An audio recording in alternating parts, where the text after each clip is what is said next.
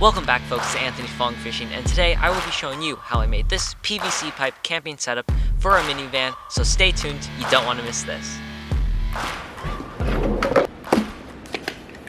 The first day we put the back trunk seats down as well as took a chair out of the middle row for measurements. We also took out another seat from the middle row and set the cot up for a point of reference. At this point I was concerned about headroom and decided the cot was a decent height, but also measured my bunk bed for comparison.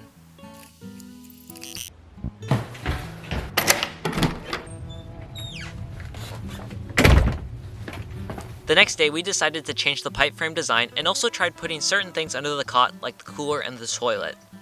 Remember, the number one rule is to go number 2 before you leave the house. Moving on. I then went to Lowe's to pick up some fittings and realized that 2-inch PVC pipe fittings are really hard to find, so I ordered the rest from Amazon.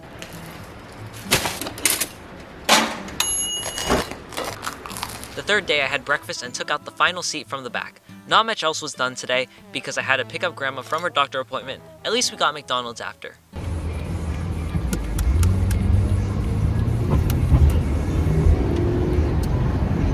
The next day we went to Home Depot and picked up 4 2-inch PVC pipe pieces. They were 10 feet each.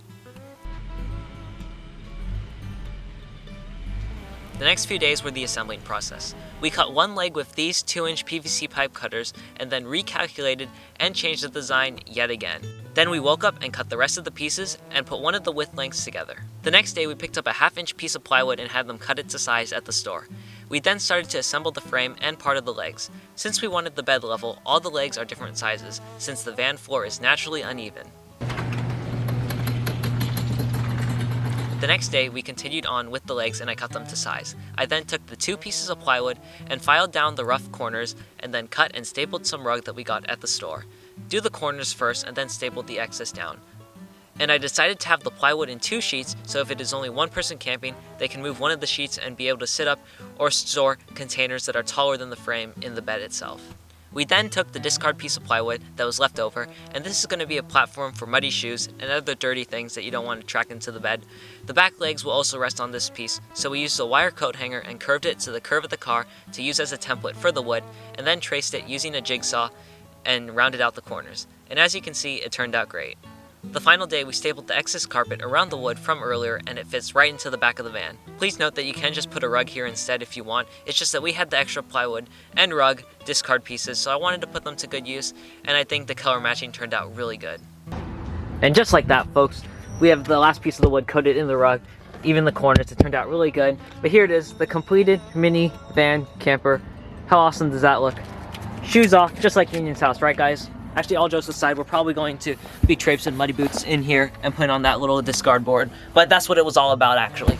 But anyways, what has been like 7 days, a week at least, putting this thing together. You know, I take a lot of pride in calling myself a one-man show, one-man band, being able to do things by myself. But this was honestly a total team effort. Shout out to my family, my mom, my dad, my sister Angela, and even my grandma. Dad was out here helping me measure. Mom was out here helping me with the math. Angela was holding things while I was measuring.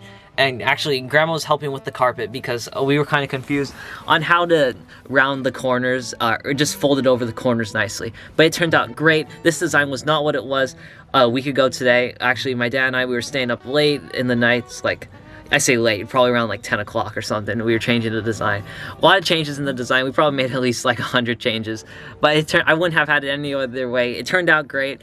I think the gray carpet looks amazing. So here's some before after pictures. As you can see, big difference. There's a lot of space back here. But anyways, I hope you guys enjoyed this video. I hope this video has a good amount of views. This was a lot of work, but you know what?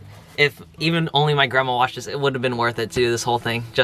I love you guys. Thanks for watching. Make sure you follow my Instagram too, @AnthonyFongFishing. Stay tuned. We're going to be putting lights in this, making window covers, all that fun stuff, and also taking this out on some trips. I already got a lot of stuff planned, and summer's not over yet. That's all I got to say. But anyways, thanks for watching. Make sure you follow my Instagram too, @AnthonyFongFishing. Thanks for watching, and tune in next time.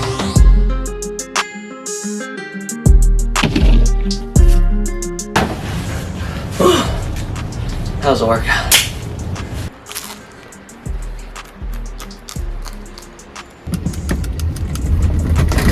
Whoa there. A lot of pipe going everywhere. A lot of pipe going everywhere. Ay, ay, ay. Oh! Got it. Dad, Amazon truck just came. But will it be it? It's here. I've got some big eyes. Okay. Time to go camping. Well, that's a big splinter, eh? Alright, got the splinter out. Mom yanked it out. We were out of SpongeBob and Band-Aids, sadly, but I got a normal one, so let's get back to work. But I was actually prioritizing to be able to sit on this platform and have your legs out, facing out. Prioritize that more than having stuff under here, which I think was a great idea. So anyways, I'll see you guys in the morning. Have a good night. Good night. See you guys in the morning, everyone.